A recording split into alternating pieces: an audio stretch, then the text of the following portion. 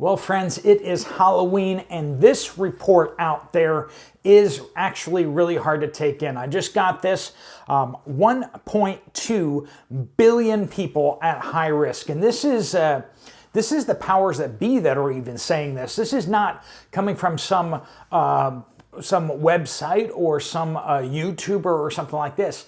This is the World Bank. 1.2 billion people at risk, and what they're saying here really hits home because it's saying that even your money is not going to protect you from what is coming. We need to talk about this. Let's jump into it. Welcome to the Poplar Report. I'm Steve Poplar. I'm an accountant by trade, and these are things that the mainstream media doesn't want to cover. Even though this is coming from the World Bank, you will not find this report out there on the mainstream media. You will not see them discussing these things. They only want you to trust in the government. They don't want you to go try fixing these things for yourselves or for you to be getting more prepared. If you're more prepared, you're harder to control. Remember that. They don't want you to be prepared. All right, so what is this report? They said, while increased wealth, having more money helps you, right? Will help people to survive. So maybe we should do that, right? But that's not where we're going with this. While it may help people to survive what's coming, it won't be enough. They're saying is that these things, all the crises that are headed our way, and just the lack of capability within our systems to protect us, that we need systemic change. Now, it's talking about a lot of this from the perspective of, their normal horse that they keep beating, even though it's long been dead, is this whole climate change and blah, blah, blah, blah, blah. I mean, I swear it's like they have to say these words, these magic incantations in order to discuss anything. But what they're really talking about is major infrastructure, water project problems. There's just not enough water. There's not enough power. There's not enough food production. That's what they say here is that we need to better prepare by doubling our efforts on food production, which is interesting because there's so many people out there saying there are no food shortages, there will never be a food shortage. The way things are set up today, it's perfect. There's no way that we could have a shortage of food. And this is the World Bank. The World Bank is saying that we need to double our efforts in food production. Now, I'm no math expert, just an accountant by trade, but doubling our efforts in food, what they're saying is we need to double our food. We need to double our production of food. That's not what you're used to hearing from these guys, is it? And they're not even taking into consideration some of the most obvious glaring things. They're not taking into account the possibility for World War III, which you and I know is not only like possible, it's likely, and some of us would say all but inevitable. So they're not even counting World War III, which will require us to have, as a lot of farmers and a lot of production will go offline due to war. Where's all that food going to come from? We're having trouble keeping stuff on the shelves today. Major global catastrophes and food's going to be fine. The people out there saying that there's going to be civil unrest or that there's going to be even civil war. I think it's like 33% of Americans believe that there could be civil war after the election. I'd like to go see and ask these 33% of Americans, what have you done to prepare? And I think that you'd be shocked at how many people will sit there and check a little box saying, yeah, I think there's going to be civil war, but they haven't done a thing. They haven't done a lick. They've borrowed money from the bank so that they can buy a super big stick house. That's one of the things that always kind of gets me is you go to other countries and everyone else has a cinder block or they have a wall going around their property. If you did that in the United States, people would think that you're like a kook. But in other countries, it's very common to see a brick wall or a cinder block wall or stone wall around somebody's house. And then you go to the houses themselves and that's made of some kind of rock or concrete, or they kind of chewed that up by grinding into it. But you know, this isn't a stick frame building. Now, this is an older building. It's been here for a while that they converted into a guest house. I think this guest house actually opened in 1976. Crazy. But, you know, this is how deep the walls are. That's you can see that. It's like that's how thick the wall is from here back to here. That's how deep it is. I'm kind of sitting into this little recess. In America, I mean, you can just go up to somebody's wall and just push through it. I mean, you don't even need tools. In a lot of these houses these days, you can just go up and start ripping the siding and then just dig right through their wood and insulation to get into their house. I mean, you got like drywall to get through. I mean, you can karate chop that even if you're a 3-year-old, right? The idea that we have houses that are so insecure doesn't even cross anyone's mind. Nobody's prepared for civil unrest. Nobody's prepared for food shortages. Nobody's prepared for supply chain issues. Nobody's prepared for sheltering in place for a long period of time. No one's prepared for their water system to go out. I mean, heck, these people can't even prepare for a hurricane, which they know in Florida and some of these other places they're guaranteed to get hit by a hurricane at some point.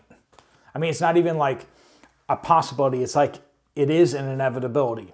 If you're in hurricane zone, like down in Florida, like you're going to get hit by hurricanes. And yet these people are still not prepared. They're building their houses like right on the water. And just like, it's amazing what people will tell you they believe and what they know, and then they act completely counter to all of that. So the World Bank's not taking into consideration World War III or Civil War in the United States. It's not taking into account pandemic take 2.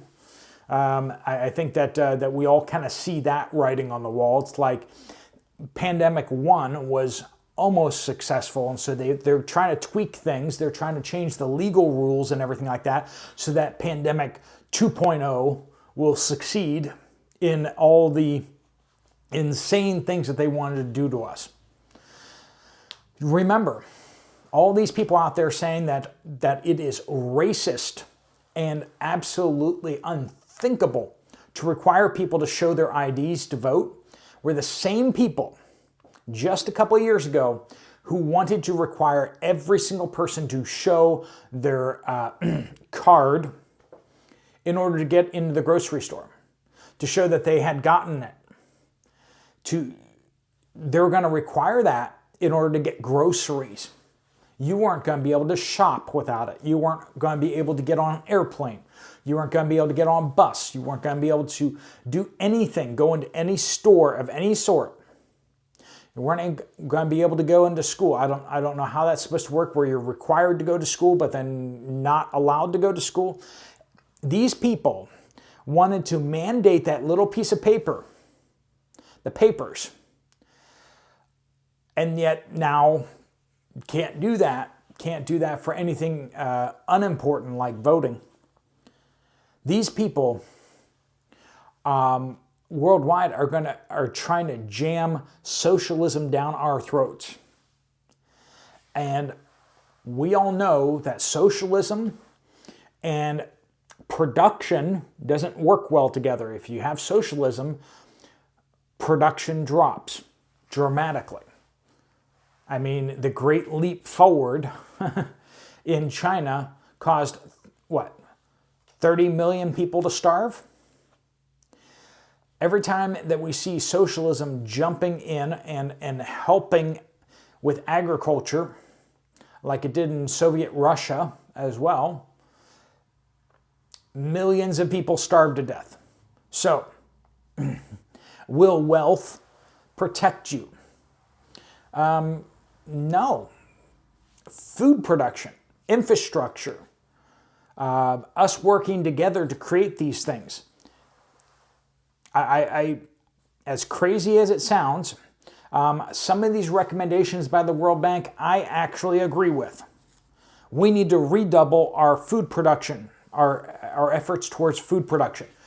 You and I, not some government out there, not some industry and some bureaucratic institution, because I'm sorry, but the UN and the World Bank don't produce any food at all. So it's not going to be really helpful if they redouble their efforts.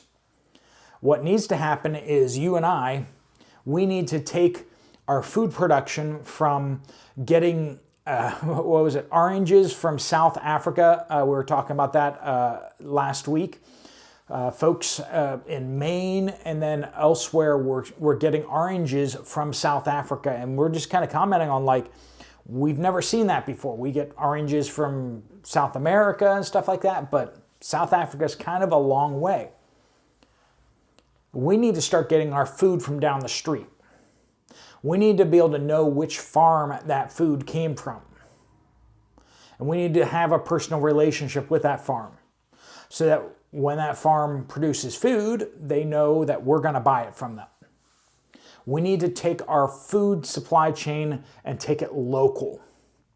We need to be producing food ourselves. We need to be stockpiling food, but we also need to be producing food. Every single plant that you put in to your garden, every single plant that you put into your yard, there's no reason why you don't put something in that's edible. That's Steve's personal opinion. Feel free to yell at me down in the comments about that. But every single, that's not true. I accidentally put in a plant that I thought was an apple tree, but it turns out it was something else. But when I bought it, I thought it was an apple tree. So I did put a plant in the ground that was not edible. But I swear, I thought it was at the time. Anyway, I put in a bunch of fruit trees. I think fruit trees are a great way to go. I understand that it may take a while for them to start producing, but fruit trees are things that you don't have to really work on all the time, and yet they're going to be producing food over the years. I love the idea of chestnuts. One of the things I've seen here in Spain is they got chestnuts everywhere. A bunch of times I was out hiking and you're stepping on these chestnuts all over the ground. They get the husks around the nuts on the inside. And I saw a bunch of times people out there, local people were out there along the trail with bags, and they were picking up chestnuts and they were harvesting chestnuts because, it's free food. It's free food that's just laying on the ground. And when you have chestnut trees everywhere, it's a fantastic thing. Now, the United States used to have chestnut trees. It used to be one of the most popular or one of the most frequently seen trees across the United States. So you went through the forest, you were seeing chestnut tree, chestnut tree, chestnut tree, chestnut tree, chestnut tree. And then the the blight or some disease came through and just wiped out like all of America's chestnut trees. Absolutely devastating because this is so much edible food that just was laying on the ground all the time. But they have produced disease-resistant chestnut trees, and so you can get chestnut trees that are resistant, and they won't get that disease. And we need to bring these chestnuts back. So friends, I think everyone, if at all possible, should get at least one of these chestnut trees and get it up to harvest where you can get the nuts, and then you can start planting those nuts all over your yard. That's my plan. I got a very struggling chestnut tree, and I'm hoping to get some nuts off of it, because as soon as I get those nuts, I'm going to start planting them. I'm going to basically start a little nursery, and I'm going to start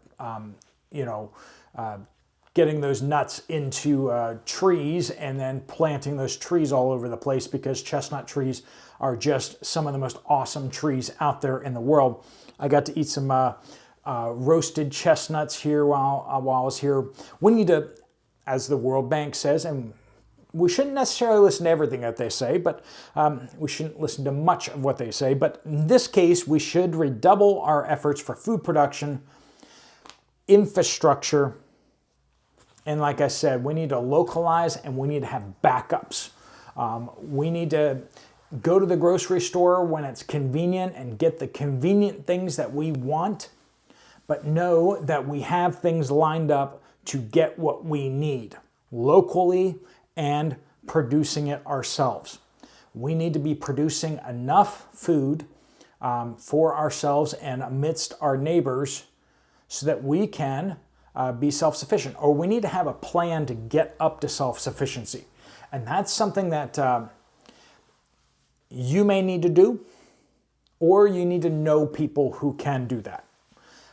That's one of the things that I'm really very fortunate for that my property abuts a neighbor who is a professional farmer. So I haven't done as much as a lot of the other folks on the YouTubes because it's not my job to produce food. And I know that sounds like it contradicts what I just said, but here's the thing. My relationship with the farmer and the farmers is my contribution. Knowing that I will be working for them to help produce food under their direction, they can take their decades and decades and decades of experience to produce food using labor like me, and we're good. The problem is that when people don't have the knowledge and aren't connected with anyone who has the knowledge and ability. So you need to either do one of those two. You need to have somebody on your team or be on their team that can produce food, enough food for everybody, or you need to be able to produce that yourself. Now, I think that you should always be producing as much as possible yourself, but make sure that you have other sources. If you have berries and stuff like that, this is a tip that I have out there. You can get bird netting very, very cheap. If you have, like I have lots of raspberries, and I've been encouraging them to spread, which doesn't help the value of my house, but it does help the value of food production. But I don't get too many of the raspberries because birds come in and eat all of the raspberries. But what I've done is I've stockpiled bird netting. And if I need those raspberries, I'm going to be putting bird netting all over those raspberry bushes, which is going to make a really nasty mess. But at the same time, it's going to protect all those raspberries from birds coming in and eating them. So just be thinking through all those things like, I have a walnut tree, which is a pain to harvest the nuts from them, which is why I don't generally do that. But do you have a plan? Do you have all the equipment to actually take that into production and do some test cases so that you know how to produce walnut meat from walnuts, knowing the systems and having the equipment for all of that, right? So think through that. Redouble our efforts for food production. Whatever you got going on, redouble it again. Not because the World Bank says it, but because we absolutely need to do that. 1.2 billion people at risk. I think that number is actually probably a little bit low.